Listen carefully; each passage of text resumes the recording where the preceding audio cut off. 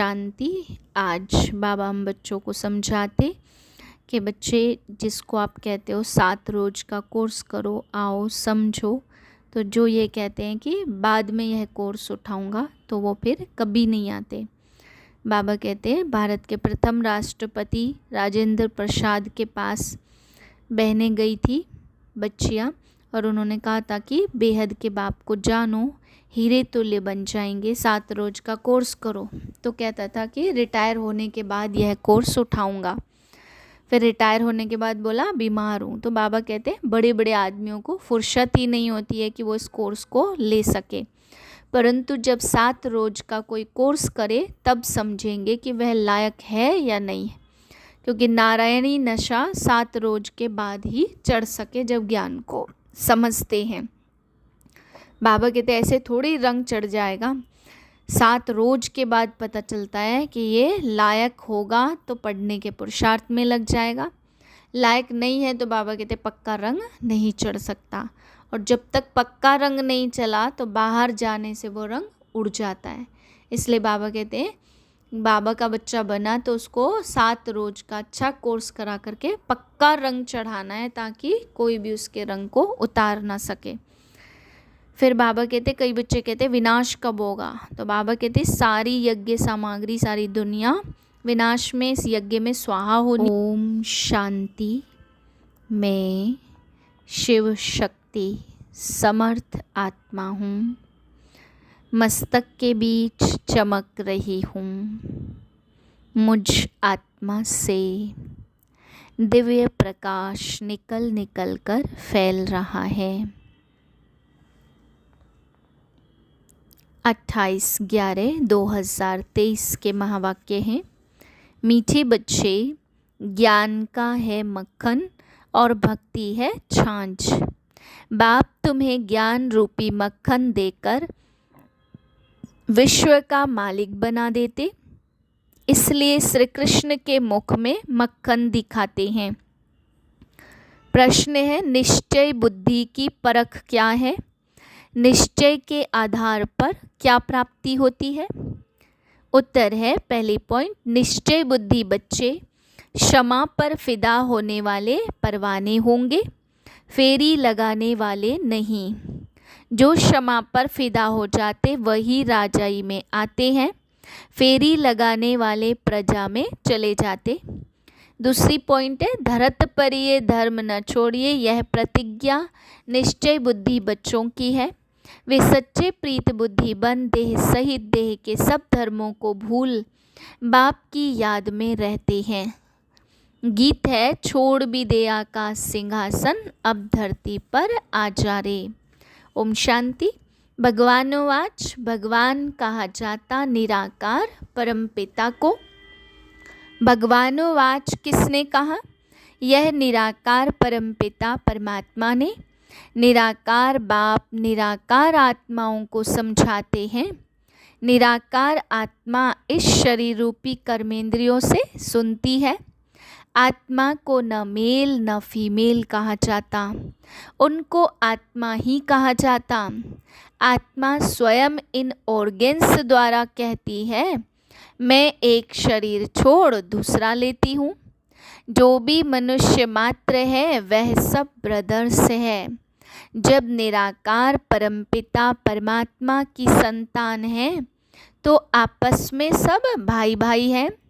जब प्रजापिता ब्रह्मा की संतान है तो भाई बहन हैं। यह हमेशा सबको समझाते रहो।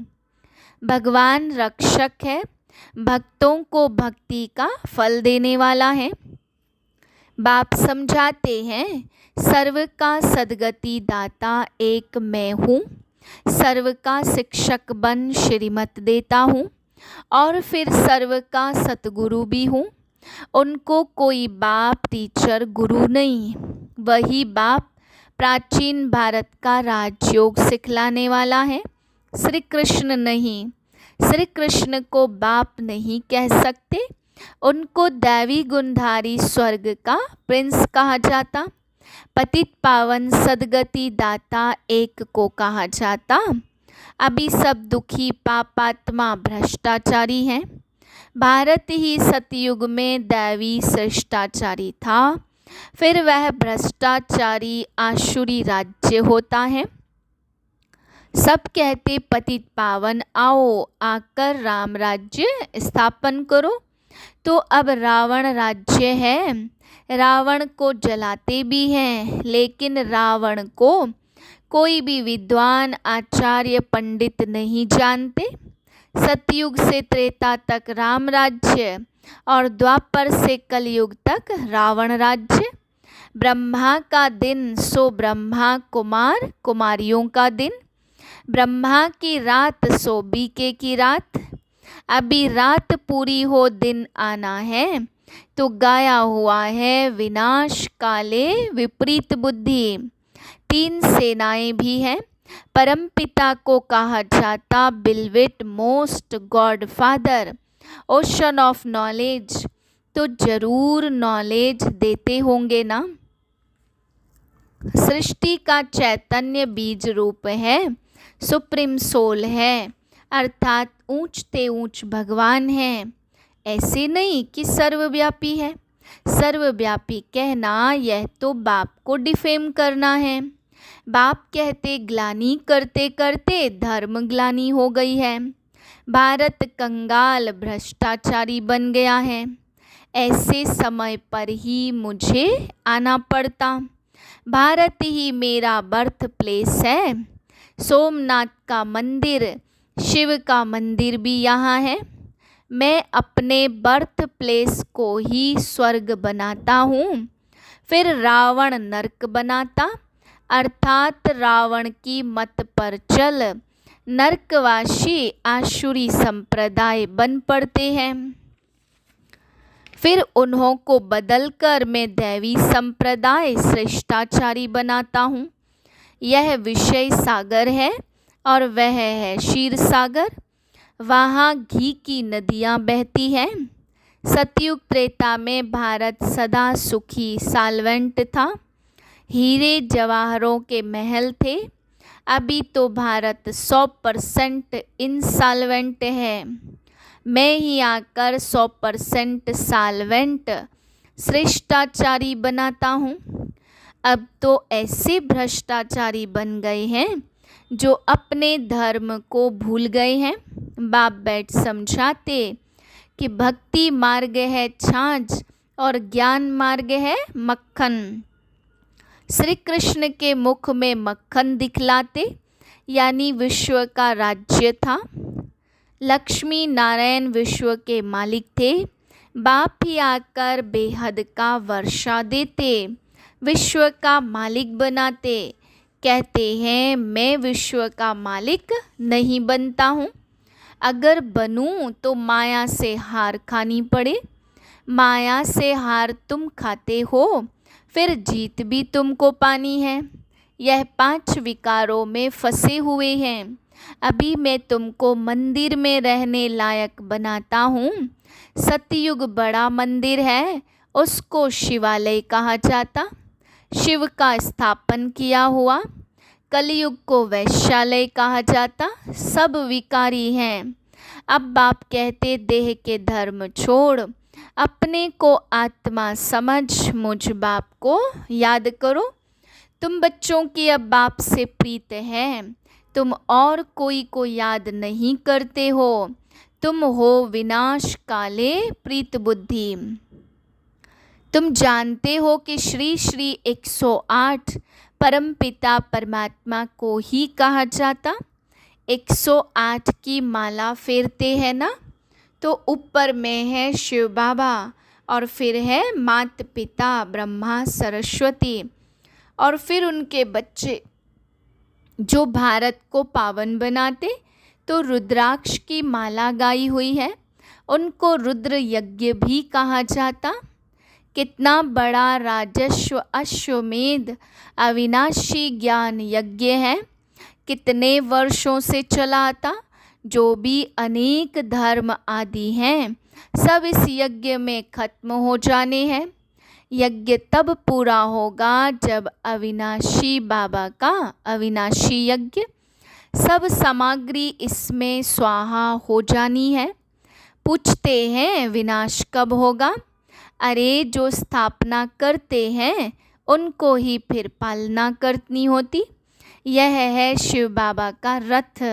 शिव बाबा इसमें रथी है, बाकी कोई घोड़े गाड़ी आदि नहीं है। वह तो भक्ति मार्ग की सामग्री बैठ बनाई है। बाप समझाते, पहले अव्यभिचारी भक्ति और फिर कलयुग अंत में पूरी व्यभिचारी बन जाती। अब बाप आकर भारत को मक्खन देते। तुम विश्व के मालिक बनने के लिए पढ़ रहे हो। बाप आकर मक्खन खिलाते, रावण राज्य में छाछ शुरू हो जाती। यह सब बातें हैं समझने की। नए बच्चे तो इन बातों को समझ न सके। परमपिता परमात्मा को ही ज्ञान का सागर कहा जाता। बाप कहते, मैं इस भक्ति मार्ग से किसी को भी नहीं मिलता हूँ। मैं जब आता हूँ तब ही आकर भक्तों को भक्ति का फल देता हूँ। मैं लिबरेटर बनता हूँ, दुख से छुड़ाकर सबको शांति धाम सुख धाम ले जाता हूँ। निश्चय बुद्धि विजयंती और संशय बुद्धि विनशंति। बाप क्षमा है, उस पर परवाने तो कोई एकदम फिदा हो जाते और कोई फेरी पहनकर चले जाते। फिदा होने वाले बच्चे जानते हैं बरूबर बेहद के बाप से हमको बेहद का वर्षा मिलता। जो सिर्फ फेरी पहनकर जाते वह तो प्रजा में ही नंबरवार आ जाएंगे। जो फिदा होते वह वर्षा लेते नंबरवार पुरुषार्थ अनुसार। तुम सदगति को पा लेते हो। सतयुग त्रेता में कोई गुरु गोसाई आदि होते नहीं हैं। अभी सब उस बाप को याद करते हैं क्योंकि वह है ओशन ऑफ नॉलेज। सबकी सदगति कर देते, फिर हाहाकार बंद हो, जय जयकार हो जाती। अभी तुम हो त्रिकालदर्शी। वंदे मातरम गाया जाता तो वंदना पवित्र की ही की जाती। कन्या पवित्र है तो सब उनकी वंदना करते। ससुर घर गई विकारी बनी तो सबको माथा टेकती रहती। सारा मदार पवित्रता पर है। भारत पवित्र ग्रस्त आश्रम था, अभी अपवित्र ग्रस्त धर्म है। दुख ही दुख है। सतयुग में ऐसे होता नहीं।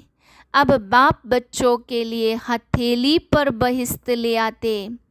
ग्रस्त व्यवहार में रहते बाप से जीवन मुक्ति का वर्षा ले सकते हो। घर बार छोड़ने की कोई बात नहीं। सन्यासियों का निवृत्ति मार्ग है अलग। अब बाप से प्रतिज्ञा करते, बाबा हम पवित्र बन पवित्र दुनिया के मालिक जरूर बनेंगे। फिर धरत पर ये धर्म न छोड़िए। 5 विकारों का दान दो तो माया का ग्रहण छूटे।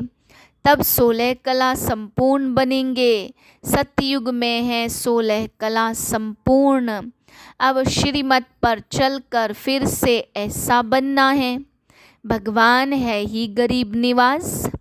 साहूकार इस ज्ञान को उठा नहीं सकते क्योंकि वह तो समझते हमको धन आदि बहुत है, हम तो स्वर्ग में बैठे हैं। इसलिए अबलाएं अहिल्याएं ही ज्ञान लेती हैं। भारत तो गरीब है, उसमें भी जो गरीब साधारण हैं उन्हों को ही बाप अपना बनाते। उन्हों की ही तकदीर में है। सुदामा का मिसाल गाया हुआ है। साहूकारों को समझने की फुर्सत नहीं। राजेंद्र प्रसाद भारत के प्रथम राष्ट्रपति के पास बच्चियां जाती थी, कहती थी बेहद के बाप को जानो तो तुम हीरे तुल्य बन जाएंगे। 7 रोज का कोर्स करो। कहता था हाँ बात तो बहुत अच्छी है, रिटायर होने के बाद कोर्स उठाऊंगा। रिटायर हुआ तो बोले बीमार हूँ। बड़े बड़े आदमियों को फुर्सत नहीं है। पहले जब 7 रोज का कोर्स करे तब नारायणी नशा चढ़े। ऐसे थोड़े रंग चढ़ेगा, 7 रोज के बाद पता चलता है यह लायक है व नहीं है। लायक होगा तो फिर पढ़ने के लिए पुरुषार्थ में लग जाएगा। जब तक भट्टी में पक्का रंग नहीं लगा तब तक बाहर जाने से रंग ही उड़ जाता, इसलिए पहले पक्का रंग चढ़ाना है। अच्छा, मीठे मीठे सिकिलदे बच्चों प्रति माता पिता बाप दादा का याद प्यार, गुड मॉर्निंग। रूहानी बाप की रूहानी बच्चों को नमस्ते। हम रूहानी बच्चों के रूहानी बाप को नमस्ते। धारणा के लिए मुख्य सार है, शिव शक्ति बन विश्व कल्याण करना है। पवित्रता के आधार पर कौड़ी तुल्य मनुष्यों को हीरे तुल्य बनाना है। दूसरी पॉइंट है, श्रीमत पर विकारों का दान दे संपूर्ण निर्विकारी 16 कला संपूर्ण बनना है। क्षमा पर फिदा होने वाला परवाना बनना है। वरदान है, परिस्थितियों को साइड सीन समझ पार करने वाले स्मृति स्वरूप समर्थ आत्मा भव। स्मृति स्वरूप आत्मा समर्थ होने के कारण परिस्थितियों को खेल समझती है। भले कितनी भी बड़ी परिस्थिति हो, लेकिन समर्थ आत्मा के लिए मंजिल पर पहुंचने के लिए यह सब रास्ते के साइड सीन्स हैं। लोग तो खर्चा करके भी साइड सीन्स देखने जाते, तो स्मृति स्वरूप आत्मा के लिए परिस्थिति कहो, पेपर कहो, विघ्न कहो, सब साइड सीन्स हैं। और स्मृति में है कि यह मंजिल के साइड सीन्स अनगिनत बार पार की है, नथिंग न्यू। स्लोगन है, दूसरों की करेक्शन करने के बजाय बाप से कनेक्शन जोड़ लो तो वरदानों की अनुभूति होती रहेगी। मातेश्वरी जी के मधुर महावाक्य, सिर्फ ओम के शब्द के उच्चारण से कोई फायदा नहीं। ओम रटो माना ओम जपो। जिस समय हम ओम शब्द कहते तो ओम कहने का मतलब यह नहीं कि ओम शब्द का उच्चारण करना है। सिर्फ ओम कहने से कोई जीवन में फायदा नहीं, परंतु ओम के अर्थ स्वरूप में स्थित होना। उस ओम के अर्थ को जानने से मनुष्य को वो शांति प्राप्त होती है। अब मनुष्य चाहते तो अवश्य है कि हमें शांति प्राप्त होवे। उस शांति स्थापन के लिए बहुत सम्मेलन करते, परंतु रिजल्ट ऐसे दिखाई दे रही है जो और अशांति दुख का कारण बनता रहता, क्योंकि मुख्य कारण है मनुष्य आत्मा ने जब तक विकारों को नष्ट नहीं किया तब तक दुनिया पर शांति कदाचित हो नहीं सकती। तो पहले हर एक मनुष्य को अपने विकारों को वश करना है और अपनी आत्मा की डोर परमात्मा के साथ जोड़नी है, तब ही शांति स्थापन होगी। तो मनुष्य अपने आप से पूछे, मैंने अपने 5 विकारों को नष्ट किया है, उन्हों को जीतने का प्रयत्न किया है। अगर कोई पूछे तो हम अपने 5 विकारों को वश कैसे करें, तो उन्हों को यह तरीका बताया जाता कि पहले उन्हों को ज्ञान और योग का वास धूप लगाओ, और साथ में परमपिता परमात्मा के महावाक्य हैं, मेरे साथ बुद्धि योग लगाए, मेरे बल को लेकर मुझ सर्वशक्तिमान प्रभु को याद करने से विकार हटते रहेंगे। अब इतनी चाहिए साधना जो खुद परमात्मा आकर हमें सिखाता है। अच्छा, ओम शांति।